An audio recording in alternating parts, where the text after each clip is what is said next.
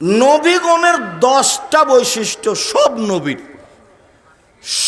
নবীর 10টা বৈশিষ্ট্য ছিল, 10টা নীতি, বৈশিষ্ট্য, নীতিমালা, অভ্যাস, খাসলাত, নীতি, স্বভাব সব নবীর।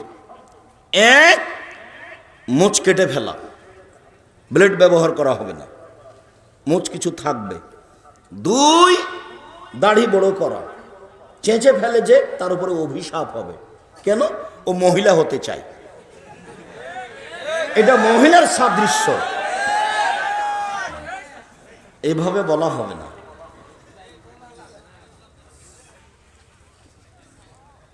এইভাবে আমি সাড়া চাই না। আল্লাহ নবী বলছেন যে দাড়ি চেঁচে ফেললে তার উপরে আল্লাহর অভিশাপ হবে, এটা মহিলার সাদৃশ্য হয়ে যায়। এই জন্য দাড়ি চেঁচে ফেললে চোখের পাওয়ার কমে যাবে, দাড়ি চেঁচে ফেললে স্ত্রী মিলনের ক্ষমতা কমে যাবে, দাড়ি চেঁচে ফেললে অনেক সমস্যা, তার একটা হলো উপর থেকে অভিশাপ হবে। 3, মেসওয়াক করা নবীদের অভ্যাস। 4, আল হায়া, লজ্জা হলো নবীদের অভ্যাস, নবীদের খাসলাত, নবীদের স্বভাব। লজ্জা নেই তো পাপ আছে, লজ্জা নেই তো মেয়ের সাথে গল্প আছে, লজ্জা নেই তো দোকানে বসে আড্ডা পিটা আছে, সব চলে আসবে লজ্জা না থাকলে।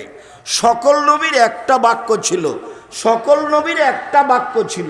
সকল নবী বলেছেন এজালাম তাস্তাহি ফাসনামা শেতা, যখন তুমি লজ্জা করবে না তখন তুমি সব কিছুই করতে পারো। বুখারী মুসলিম। যখন তুমি লজ্জা করবে না তখন তুমি সব কিছুই করতে পারো, যখন তুমি লজ্জা করবে না তখন তুমি সব কিছুই করতে পারো। তারপর আল্লাহ রাসূল বললেন ইনতেকাসুল মা, পেশাব পায়খানার পরে পানি দিয়ে পবিত্রতা অর্জন করতে হবে। পেশাব পায়খানার পরে পানি দিয়ে পবিত্রতা অর্জন করতেন সব নবী। পেশাব পায়খানার পরে আগে ঢেল, টিস্যু পেপার, তারপরে পানি, এটা হলো অপরাধ। আবার ঢেল নিয়ে, টিস্যু পেপার নিয়ে 40 কদম হাঁটা নোংরামি, খক করে কাঁসা পায়ের উপরে পা তোলা, এটা একবার ন্যায়াত নাই।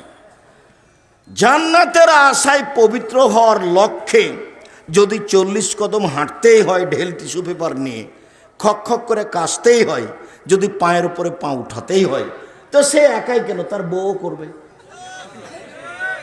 তার তো একটা ভালো ধারণা থাকা দরকার যে আমার বউকে কি করতে হবে, জান্নাতে যেতে হবে। পেশাব তো ভয়াবহ জিনিস, পেশাবের কারণে কবরে শাস্তি হয়, তার কারণে বাঁচার কারণে বলে দিয়েছে 40 কদম। 40 কদম কেন?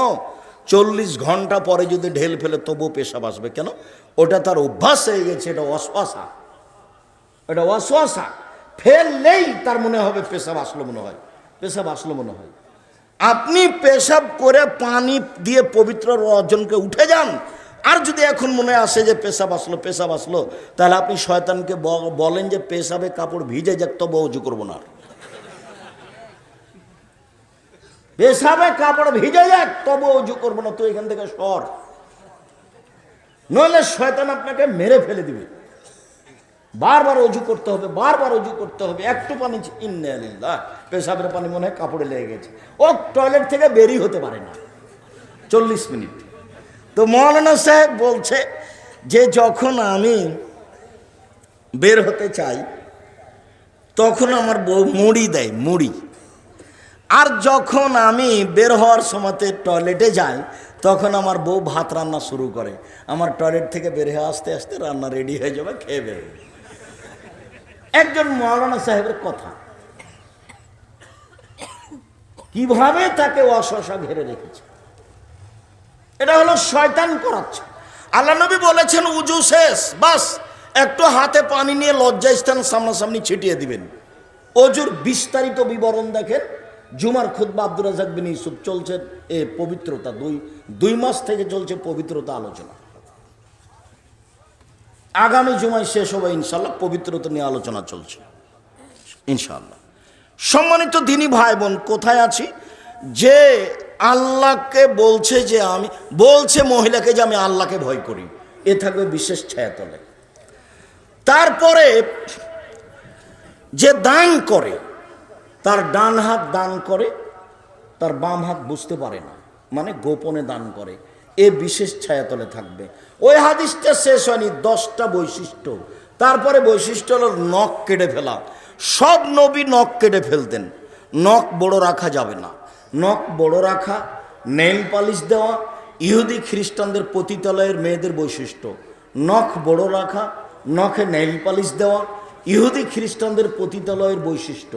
সাবধান, কোনো মেয়ে, কোনো পুরুষ, কোনো মহিলা, কোনো পুরুষ নখ বড় রাখতে পাবে না, কাটতেই হবে। নাক ফুলে বেতে বগলের লুম উঠিয়ে ফেলতে হবে। পুরুষ নারী একই হুকুম, ব্লেড ব্যবহার চলবে না। ওহালাকুল আনাত, নিচের লুম পরিষ্কার করতে হবে। ঊর্ধ্বে টাইম 40 দিন। পুরুষ নারী একই হুকুম, যেভাবে সহজ, যেভাবে সম্ভব চলেন। ইবনে আব্বাস রাদিয়াল্লাহু তাআলা আনহু বলেন, রাসূল সাল্লাল্লাহু আলাইহি সাল্লাম বলেছেন, আইনানে লা তামাসসাহুমান নার, 2 শ্রেণীর চক্ষু, 2 শ্রেণীর মানুষ জাহান্নামে যাবে না। 2 শ্রেণীর চক্ষু, 2 শ্রেণীর মানুষ জাহান্নামে যাবে না। জাহান্নামের আগুন তাদের স্পর্শ করবে না। 1 বাকাত মিন খাশিয়াতিল্লাহ, ওই মানুষ, ওই চক্ষু যে আল্লাহর ভয়ে কাঁদে। 2 হারাসাত ফি সাবিলিল্লাহ, ওই মানুষ, ওই চক্ষু যে আল্লাহর রাস্তায় পাহারা দেয়, দিন ধর্মের কাজ করে। আবু হুরায়রা রাদিয়াল্লাহু তাআলা আনহু বলেন, রাসূল সাল্লাল্লাহু আলাইহি সাল্লাম বলেছেন, লা ইয়ালিজার রাজুলুন নারা বাকা মিন খাশিয়াতিল্লাহ হাত্তা ইয়ালিজাল লাবানু ফি দরে, গাভীর বাঁট ওলান থেকে চাপ দিয়ে দুধ বের করে ভিতরে ঢোকানো যায় না, যেমন আল্লাহর ভয়ে কাঁদে যে সে জাহান্নামে যাবে না তেমন।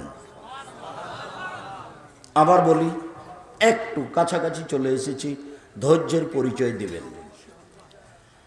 গাভীর বাঁট থেকে, ওলান থেকে চাপ দিয়ে দুধ বের করে ভিতরে ঢোকানো যায় না, যেমন এটা যেমন অসম্ভব, আল্লাহর ভয়ে কাঁদে যে তার জাহান্নামে যাওয়া তেমনি অসম্ভব।